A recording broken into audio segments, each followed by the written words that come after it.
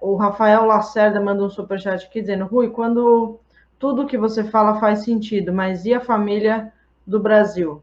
Não sei se eu entendi essa pergunta, não sei se você entendeu também. Família Bolsonaro?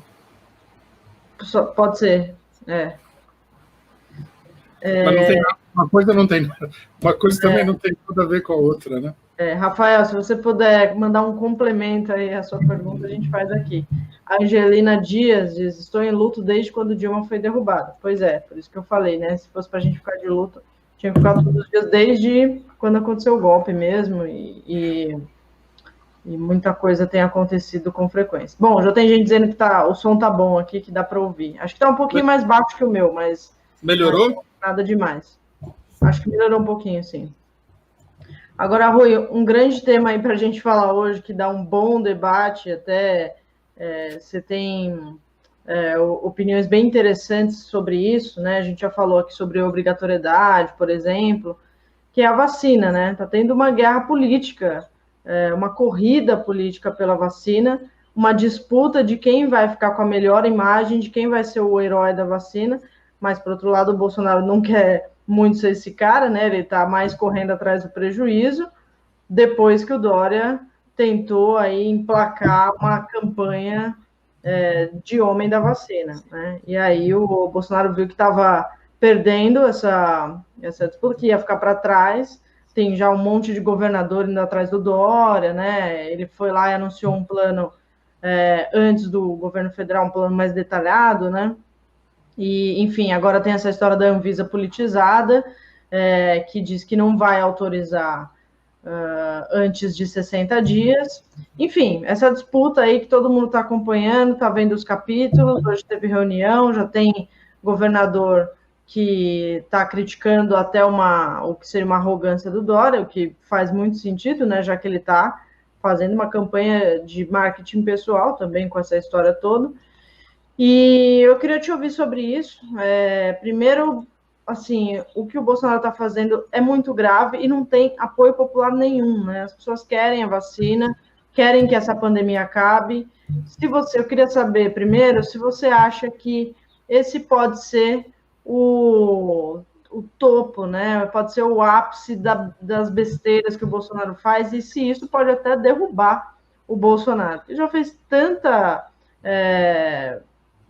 tanto crime ele já cometeu, só que agora, acho que ele, depois de ter se exposto tanto, ter cometido tantas coisas criminosas e perdido, em parte, essa imagem de que faria algo diferente por parte do eleitorado, agora pode ser que ele tenha, né, se superado ao atrapalhar a vacinação da população, né?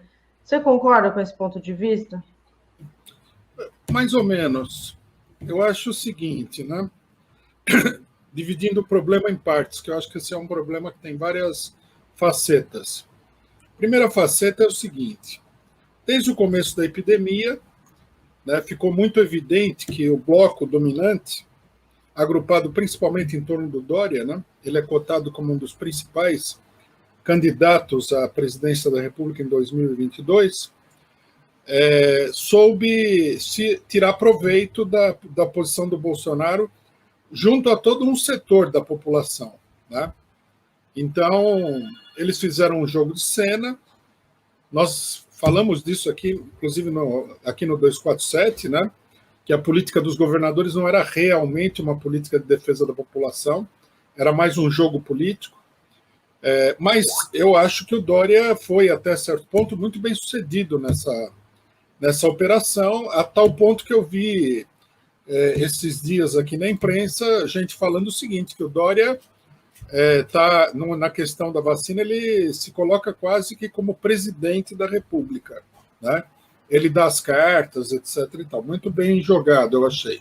Apesar de que, não vamos confundir, não tem nada a ver com a defesa da população, proteção da população. É um mero jogo político, como foi desde o começo, a gente viu. Durante a eleição, né, o Dória suspendeu todo tipo de informação sobre a pandemia, deram a entender que o negócio tinha praticamente acabado, estava neutralizado. Um dia depois da eleição municipal, ele já anunciou o fechamento de São Paulo, de outras cidades, mostrando que tudo era uma grande manipulação política.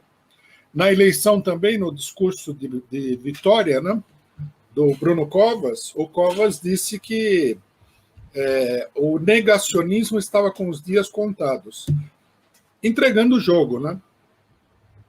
O grande instrumento político desse bloco, em particular do Dória, foi explorar a posição ultradireitista, meio religiosa, meio esquisita aí do Bolsonaro, que é dirigida a um setor da população. Agora, esse é um primeiro problema, né? Agora, o Bolsonaro, ele realmente errou totalmente ou ele fez uma política dirigida para o setor que é o setor mais importante da base de sustentação dele? Eu acho que nós temos que esperar para ver isso daí, né? Nós não podemos dizer simplesmente que com a questão da vacina a eleição de 2022 está liquidada. Eu acho que nesse momento, né, nada indicaria que na eleição o Bolsonaro não se apresente como um dos candidatos principais aí. E se não houver nenhum candidato à altura, né, ele vai ganhar a eleição. Isso aí fica muito claro, né? A burguesia está se preparando para montar um cenário eleitoral para derrotar o Bolsonaro. Se ele tivesse afundado com a questão da vacina, isso não estaria colocado, né? Tudo bem, é necessário acompanhar para ver os desdobramentos, né? Mas, a princípio, não me dá a impressão de que a questão da vacina liquida o Bolsonaro politicamente. Eu acho que as fraquezas do Bolsonaro, na realidade, são outras, né? Ele não tem uma força política organizada, ele não tem partido, ele não tem uma base de sustentação muito clara e tudo mais. Mas eu acho que o caso Bolsonaro não fica encerrado apenas com a questão da vacina.